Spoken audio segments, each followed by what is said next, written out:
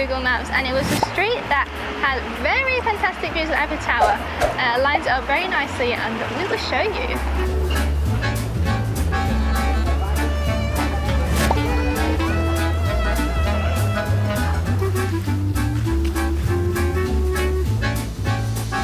As we're walking towards the Eiffel Tower, we keep coming across these streets, and they have this like really beautiful view of the Eiffel Tower. Sometimes you can see it, or sometimes you just turn the corner and it just opens up.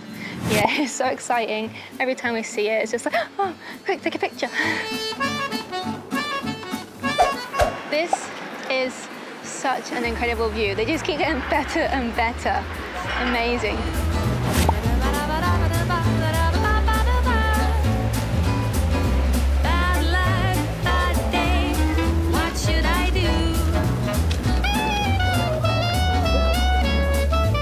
We have now come into the entrance of the Louvre, the world-famous gallery, and it is so impressive. You walk in here and there's this magnificent building, like it's out of a movie set. You can't believe places like this are real until you're here.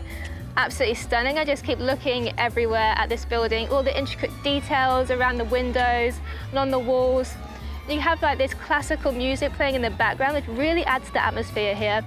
It's just stunning. This is so Parisian. It's just exactly what you imagine Europe to be like. So elegant, it's so class. And yeah, just so beautiful, lucky to be here. I'm not sure if you can hear, but there's a crescendo of violin music. We're gonna go and check it out. Oh yeah, it's live.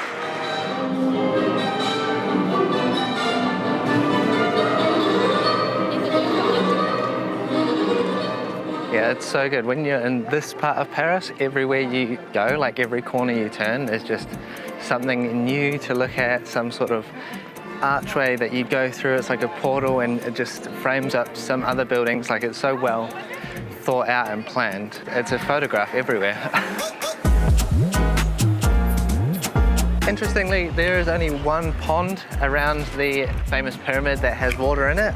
Maybe it's because of the heat wave, maybe they're trying to conserve water, but everyone is sticking their feet in this pond and sitting around it and getting nice photos with a little bit of a reflection.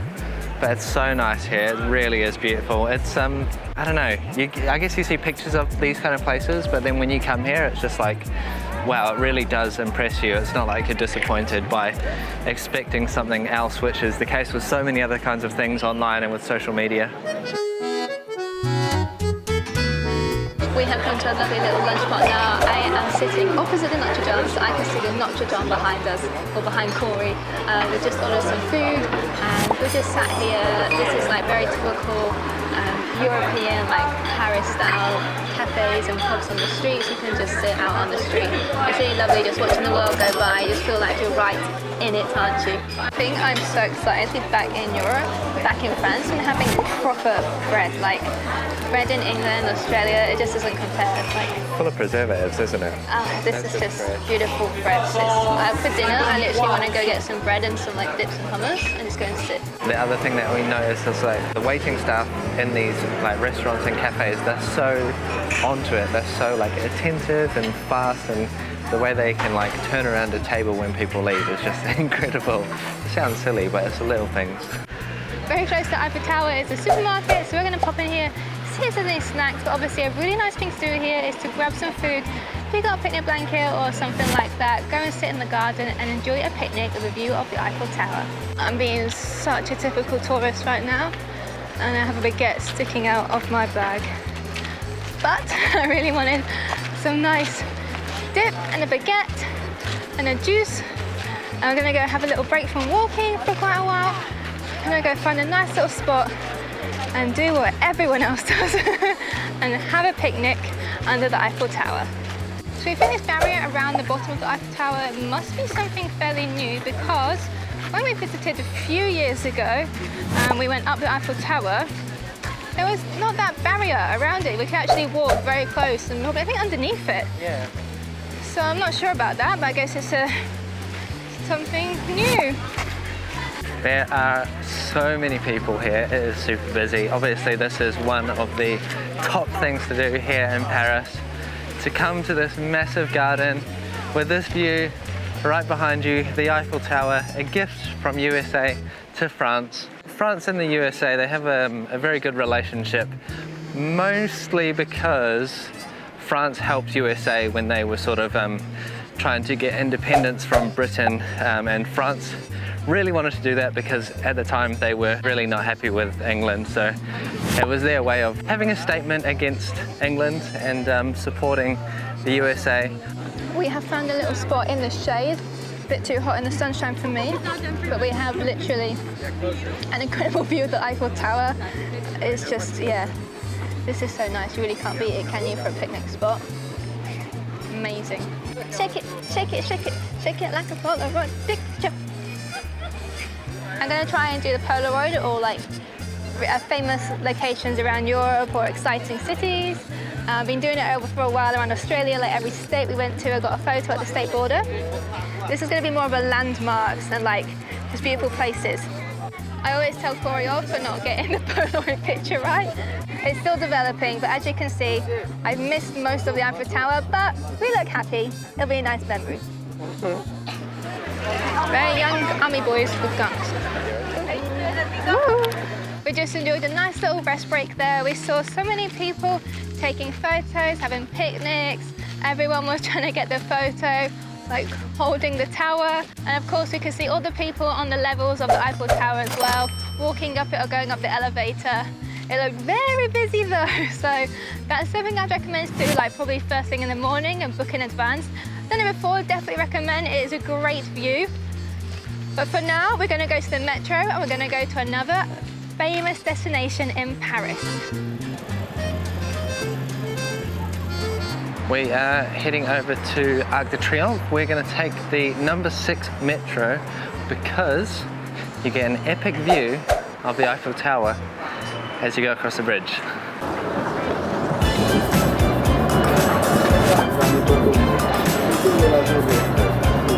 So we've been getting around using the metro and the bus services here in Paris.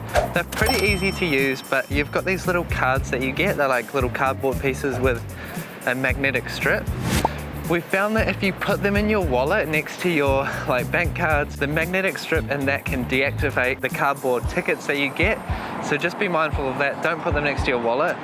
They do have another option which they are trying to transition everyone towards. But if you're only here for a short time, it costs €5 to get that card. It's just a top-up card that then you can access the trains and buses just with a tap-on, tap-off service. We didn't end up getting that because of the €5 fee, so we've just got a book of 10 tickets which we're hoping to use all up before we leave Paris.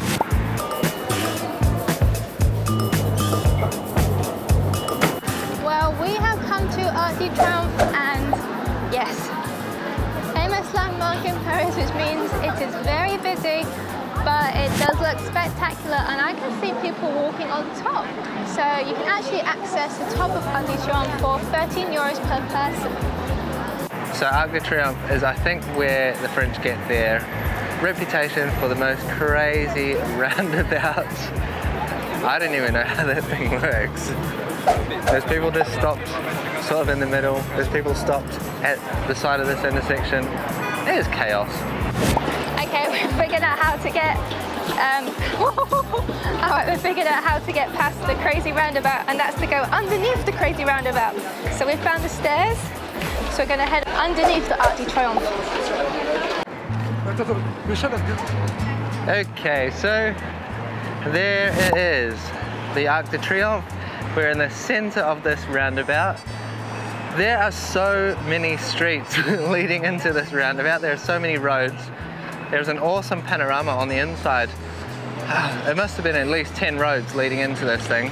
That is huge, it is beautiful, and it's just chaos on this roundabout. It's absolute chaos. I feel like I'm really craning my neck today, looking up at everything. So this place is actually a memorial to the French Revolution and the Napoleonic Wars. So right now there are some army people doing a little ceremony underneath. They are having photos. Everyone kind of got kicked out of the middle section. And we have some guards in each quadrant of the roundabout with their guns, just keeping an eye on everything, making sure that nothing bad is going to happen. I'm excited. I really want a smoothie bowl. Craving one for a while. If you've been following us, then you know it's my favourite thing ever. Yeah, we found this place in Paris. Love Juice Bar.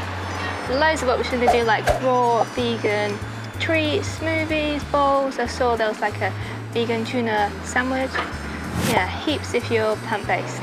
So I have gone for a chocolate smoothie bowl with peanut butter and some fruit and toppings.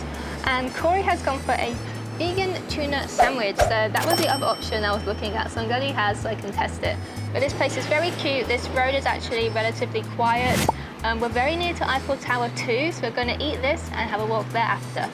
Yeah, my little smoothie bowl was very yummy, filled in a little hole. Enough for us to now have a bit more energy to walk around the hot streets of Paris. Okay, we are heading up to Montmartre now, Sacré-Cœur, and very busy up the street, very touristy, a lot of shops with tacky touristy items, backpacks, and basically anything that can be branded Paris will be in that store. And looks like we have another cup game situation going on here too. Just got told off by the gangs for filming. No photo, they said. So yeah, it's obviously some sort of scam that they're running there.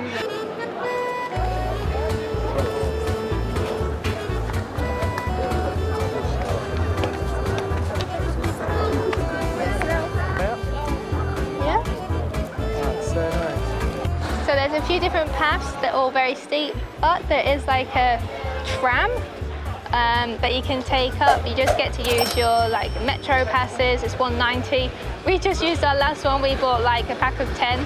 We just used our last two, otherwise we would have done it, but it's a bit of a queue to get tickets down, so I think we're just gonna have to walk.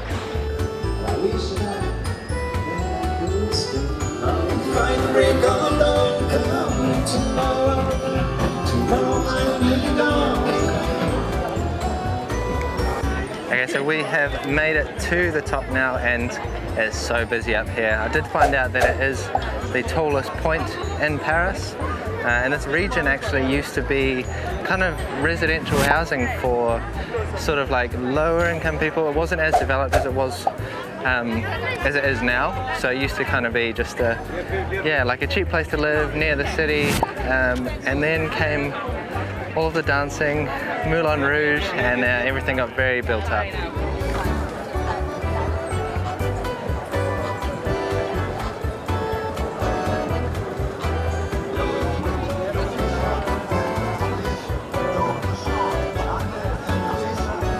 So we hadn't planned to go in, but I turned around and the queue that was massive was suddenly like really short and they were just going in one after another. So I joined the queue and now we're in. So we're gonna go inside.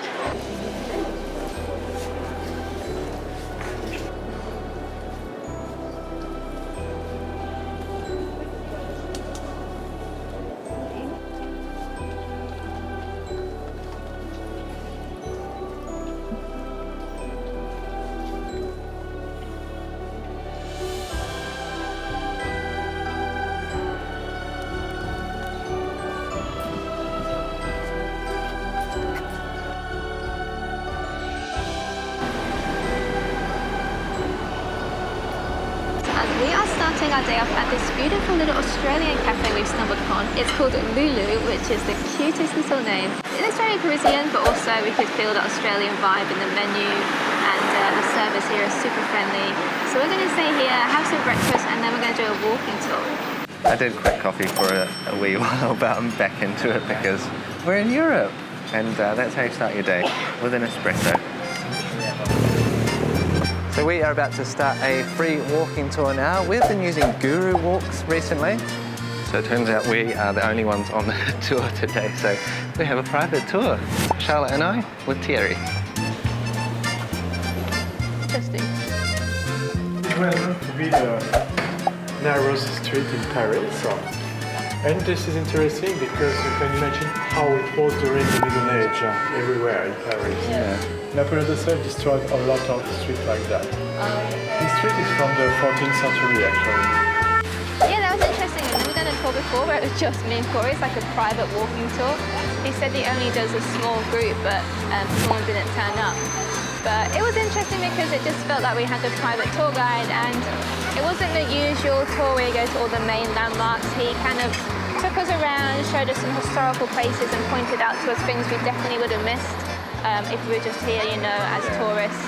So we definitely learned some things, a lot about the history of Paris, like back to the Middle Ages, the Revolution, and then some ties with the present day, and finished at the Notre Dame and the Shakespeare Company bookshop and cafe behind me, which has a very big queue. It's even more popular now because it's featured in the series Emily in Paris. But I didn't watch that. So now we're going to continue exploring Paris.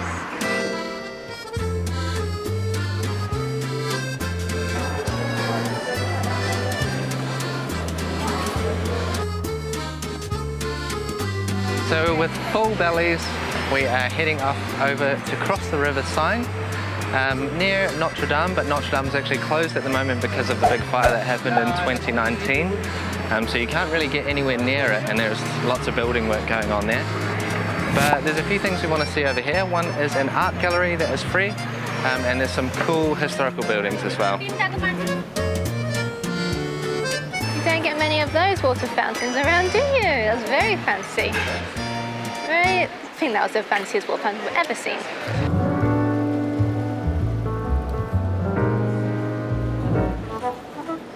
This view is absolutely incredible, like it's so beautiful. We're just walking across now. We're going to go to a spot that we've saved on our Google Maps, and we can't remember when we saved it, why we saved it, which of us saved it, but we saved it. We're quite excited. We think maybe we've seen it online, maybe on social media, but it's supposed to be like a free entry to this really cool gallery staircase. So we're going to go check it out because it's nearby.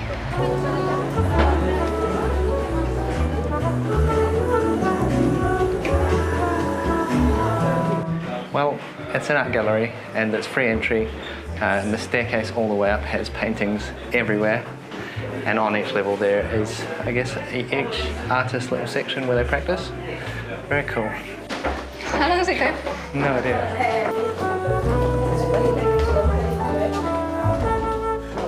Well, I'm glad that we saved that place and had a little visit. It was really cool, like a unique little thing to do here. It's free to enter, you just have to do donations, and some other artists and residents will ask you to, they'll have a sign up saying don't take photos, or you can, or add a donation. But yeah, a lot going in there. It's very busy, popular little place, very interesting.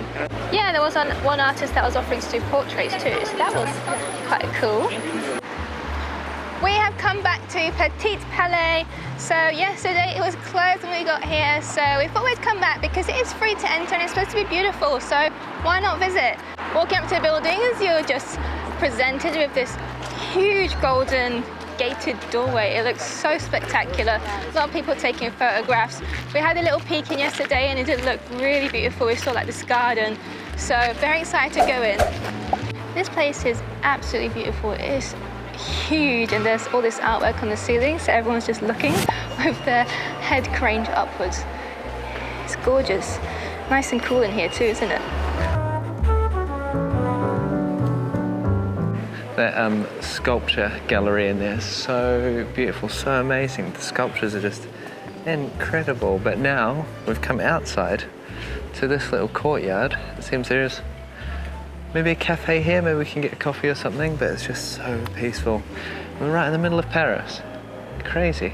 It's very peaceful. You don't feel like you're in the middle of a Paris city. No.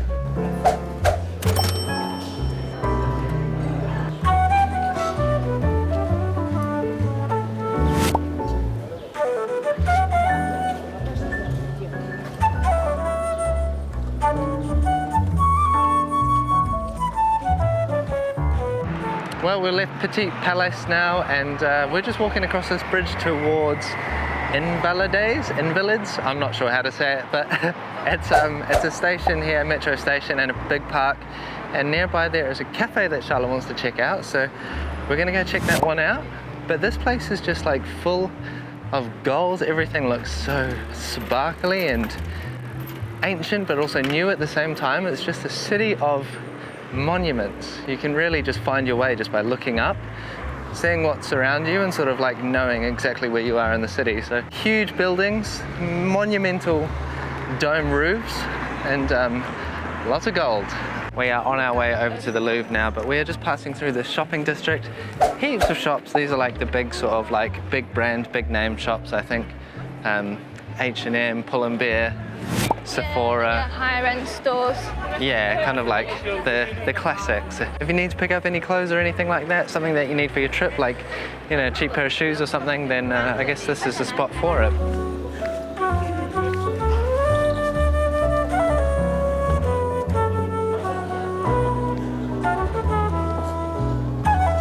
Dania Bay vintage, very yummy, all vegan, organic, and homemade. Vegan Riolé feta. avec une sauce abricot romarin. Mais le That's very riolé yummy, monté en actually. chantilly. C'est pas tout Forgot, sticky, I forgot what feta tastes like. Après, j'ai levé. Ah, what a treat. That was delicious. I think that's probably the best food we've had in Paris, actually. Really healthy, It was lovely, vegan, fresh. feel very full It was as well. organic. Yeah, all organic. It just felt really healthy and wholesome. So, a little spot in Montmartre, near the Sacré-Cœur. So as you walk opposite from the Louvre, you go into this beautiful, massive garden. It is very busy here. I think this is the main garden in Paris, like the main tourist area, especially around the Louvre. Oh, I just spotted the Eiffel Tower. That's exciting. I didn't expect to see it. There it is. I have to go and get a closer look now. Now the main Arc de Triomphe is further on that way. Maybe this is a baby one.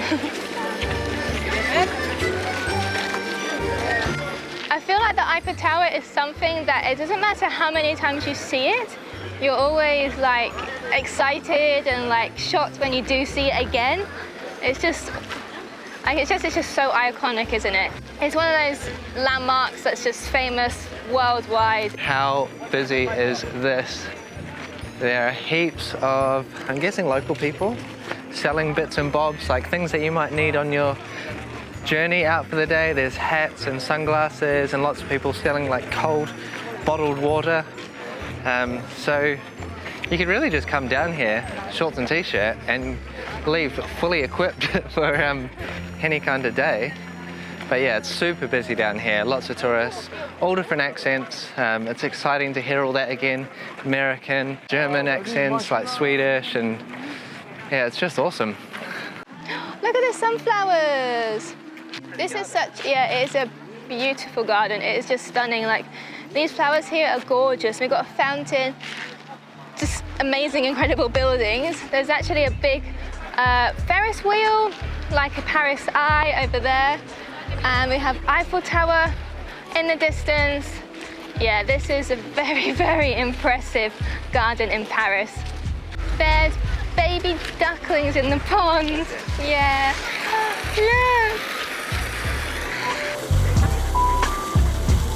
So yes, this park is a very lovely place to spend your afternoon. There's lots of these chairs just kind of scattered around, and you can pick them up and sort of put them anywhere next to a pond or whatever you like, or in the shade like a lot of these people are doing.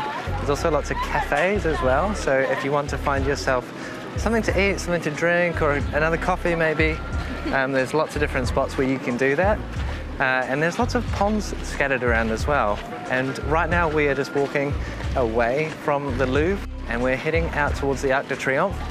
We're now crossing, and as you can see, there's a massive obelisk next to me on this roundabout. It actually has Egyptian carvings on it, so it looks really cool.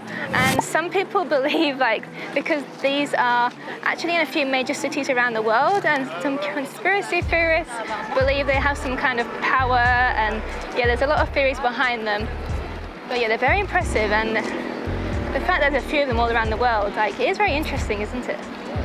Well, that's wrapping our 48 hours in Paris. Thank you for watching. You can support our channel by becoming a member. It's a small donation each month, or you can subscribe to our channel. Even liking this video really helps a lot. So thanks for watching, and we'll see you in the next one.